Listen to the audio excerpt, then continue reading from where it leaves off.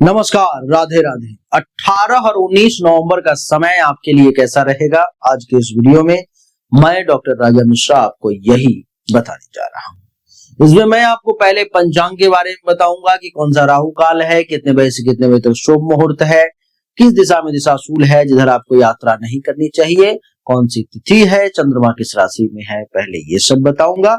उसके बाद राशिफल बताऊंगा। तो आइए, सबसे पहले बोर्ड पर में हमें लिखना होगा 18 और 19 नवंबर।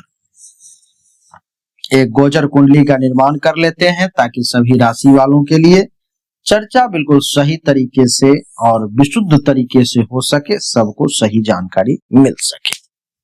आइए देवी और सज्जनों, पंचांग को समझते हैं कि पंचांग क्या कहता है।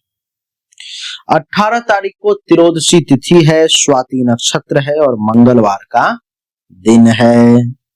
चंद्रमा तुला राशि में, तुला राशि पर में चंद्रमा इस समय में विराजमान है और शुभ समय 11:44 AM से 12:27 PM तक और राहु काल 2:46 PM से 4:06 PM तक का है। दिशाशूल उत्तर दिशा की तरफ है, यानी कि उत्तर दिशा की यात्रा नहीं करनी है। 19 तारीख को चतुर्दशी तिथि है, बुधवार का दिन है, चंद्रमा तुला राशि में, शुभ समय अभिजीत मुहूर्त है ही नहीं।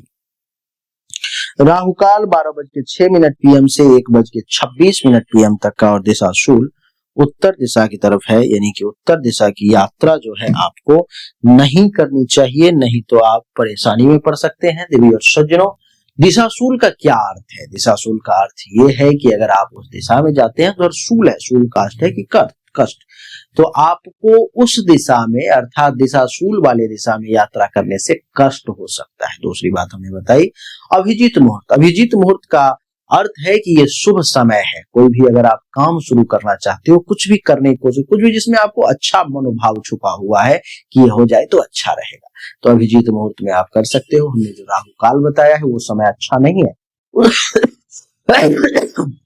उसमें कुछ ऐसा करने का प्रयास ना करें, हो सकता है अटक गया, फिर लंबा अटक जाएगा, फिर आप कर नहीं पाएंगे या बहुत लंबे समय के बाद करेंगे। आइए चर्चा मेष राशि शुरू करते हैं। मेष राशि वालों के लिए कुंडली के प्रथम भाव में, ये सप्तम भाव में चंद्रमा का प्रवेश है, जो ये दर्शाता है कि दाम्पत्य जीवन में मधुरता आएगी, बिजनेस व्यापार व्यवसाय में लाभ मिलेगा, साझेदारों से फायदे होने के योग है, समाज में प्रतिष्ठा की प्राप्ति होगी, परंतु कभी कभी रिश्तों में तकरार भी संभव है, ऐसा मैं देख पा रहा हूं।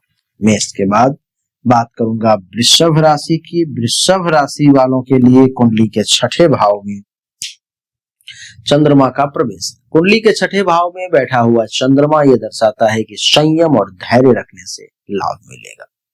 ऋण या जिम्मेदारियों का दबाव भी आपका बढ़ सकता है, खर्च भी बढ़ता हुआ प्रतीत हो रहा है। विरोधियों से टकराव की संभावना भी दिखाई दे रही है। मानसिक चिंता, तनाव और स्वास्थ्य में हल्की गड़बड़ी देखने को मिल सकती है, दुश्मनों से सावधान रहें।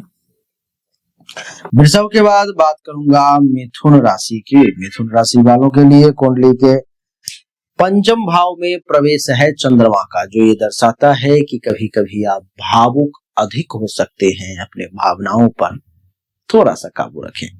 रचनात्मकता आपके अंदर बढ़ती हुई प्रतीत हो रही है। प्रेम संबंधों में प्रगाढ़ता के योग है, संतान पक्ष से खुशी मिलेगी। पढ़ाई, शिक्षा और बुद्धि संबंधी कार्यों में सफलता मिलने के विशेष योग हैं। मिथुन के बाद बात करूंगा कर्क राशि की। कर्क राशि वालों के लिए कुंडली के चतुर्थ भाव में बैठा हुआ है चंद्रमा, जो ये दर्शा रहा है कि घर की सजावट या सुधार की योजना बन रही है। मानसिक शांति भी बढ़ती हुई प्रतीत हो रही है। वाहन, संपत्ति, जमीन आदि से लाभ मिल सकता है। माता से स्नेह मिलेगा और सहयोग भी आपको प्राप्त होगा। घर परिवार में सुख और शांति मिलने के योग है। सिंह राशि है पांचवी राशि, जो कुंडली के तीसरे भाव में चंद्रमा विराजमान है, जो ये दर्शा रहा है कि कभी कभी विवाद भी हो सकता है। कला, लेखन और संचार में सफलता मिलेगी। छोटी यात्राओं का योग भी बन रहा है। भाई बहनों से सहयोग भी मिलता हुआ प्रतीत हो रहा है। साहस और पराक्रम भी बढ़ता हुआ मुझे दिखाई दे रहा है।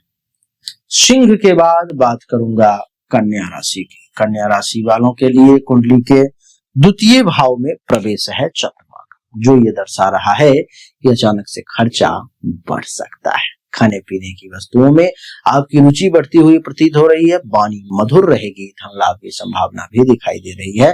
पारिवारिक माहौल भी आपका सुखद रहेगा। कन्या के बाद बात करूंगा तुला राशि की। तुला राशि वालों के लिए कुंडली के प्रथम भाव में ही चंद्रमा का प्रवेश है, जो ये दर्शा रहा है कि कभी कभी चंचलता और अस्थिरता ये दोनों आपको परेशान कर सकती है। लोग लेकिन आपकी तरफ आकर्षित होते हुए चले जाएंगे। स्वास्थ्य अच्छा रहेगा। नए कार्यों की योजना भी बनती हुई प्रतीत हो रही है। मन प्रसन्न रहेगा। आत्मविश्वास भी बढ़ता हुआ प्रतीत हो रहा है।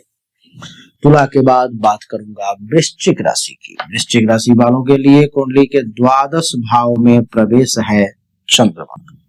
कुंडली के द्वादश भाव में चंद्रमा का प्रवेश ये दर्शाता है कि इस समय में खर्च जो है सो बढ़ने के योग दिखाई दे रहे हैं। खर्च पर में काबू रखेंगे, अच्छा रहेगा। नींद में कुछ समस्याओं का सामना करना पड़ सकता है। कुछ लोग अथवा बच्चे या परिवार का कोई सदस्य आपको नींद में बाधा डाल सकता है, अथवा आप किसी बात को सोचते हुए लंबे समय तक चिंता कर सकते हो, जिससे कि नींद आपको जल्दी आएगी ही नहीं। इस समय में वैसे ध्यान करने के लिए बढ़िया समय है। इस समय में आपका आध्यात्मिकता की तरफ झुकाव होगा। कुछ परोपकार कर सकते हो, कुछ खर्चा दूसरों के फायदे के लिए भी आप कर सकते हो, ऐसा मैं देख पा रहा हूं। ऐसे कुछ मानसिक तनाव भी आपको परेशान कर सकता है, तो थोड़ा सा सावधान रहें। इस समय मैं देख रहा हूं कि आपको विदेश से संबंधित अगर कोई कार्य है तो उसमें आपको सफलता मिल सकती है। दान पुण्य और आध्यात्मिक झुकाव भी बढ़ सकते हैं। कुछ छुपे हुए खर्च सामने आ सकते हैं, उस पर मैं आपको ध्यान देने की विशेष आवश्यकता मैं देख पा रहा हूं। वृश्चिक के बाद बारी आती है धनु राशि की। धनु राशि वालों के लिए कुंडली के एकादश भाव में चंद्रमा का प्रवेश है, जो ये दर्शाता है कि मानसिक प्रसन्नता और उत्साह के योग है। नए स्रोतों से आपको लाभ मिलेगा, इच्छाओं की पूर्ति होगी। मित्रों और शुभचिंतकों से सहयोग मिलेगा। आय में भी वृद्धि के विशेष योग है। धनु के बाद बात करेंगे हम लोग मकर राशि की। मकर राशि वालों के लिए कुंडली के दशम भाव प्रवेश है चंद्रमा का। ये दर्शा रहा है कि काम का बोझ कुछ बढ़ सकता है, लेकिन नए अवसरों की प्राप्ति भी होगी। अधिकारियों का सहयोग मिलेगा। नौकरी और व्यापार में उन्नति के योग हैं। कार्य क्षेत्र में सफलता जरूर मिलेगी। मकर के बाद राशि चक्र की एकादश राशि कुंभ। कुंभ के लिए कुंडली के नवम भाव में प्रवेश है चंद्रमा का, जो ये दर्शा रहा है कि सम्मान और प्रतिष्ठा भी बढ़ेगी। गुरु, पिता या बड़े लोगों से भी कुछ लाभ मिलेगा। यात्रा का भी योग मैं देख पा रहा हूँ। धार्मिक कार्यों में भी आपकी रुचि होगी। भाग्य का भी सहयोग आपको निश्चित तौर पर में प्राप्त होगा। कुंभ के बाद राशि चक्र की अंतिम राशि जिसका नाम है मीन। मीन राशि वालों के लिए अष्टम भाव में प्रवेश है चंद्रमा का, जो ये दर्शा रहा है कि आध्यात्मिक झुकाव बढ़ सकता है। छुपे हुए कुछ लाभ मिल सकते हैं। अचानक से कुछ परिवर्तन देखने को मिल सकते हैं। स्वास्थ्य पर ध्यान देने की आवश्यकता है। गुप्त शत्रु या अनजाना भय आपको परेशान कर सकता है। मन में बेचैनी या अशांति के भी योग मैं देख पा रहा हूँ।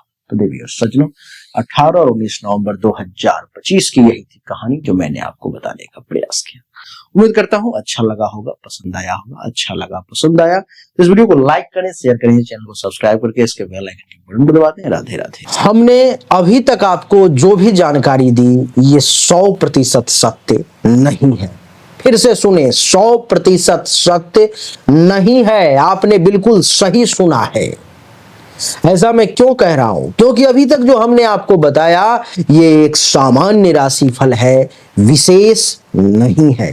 विशेष जानकारी, 100% एक्यूरेट जानकारी तो आपको तभी मिल सकती है जब पर्सनली आपके जन्म कुंडली की जांच की जाए, पर्सनली आपके हाथ की रेखा को देखा जाए, तभी तो सिर्फ आपके बारे में सही जानकारी आपको प्राप्त होगी।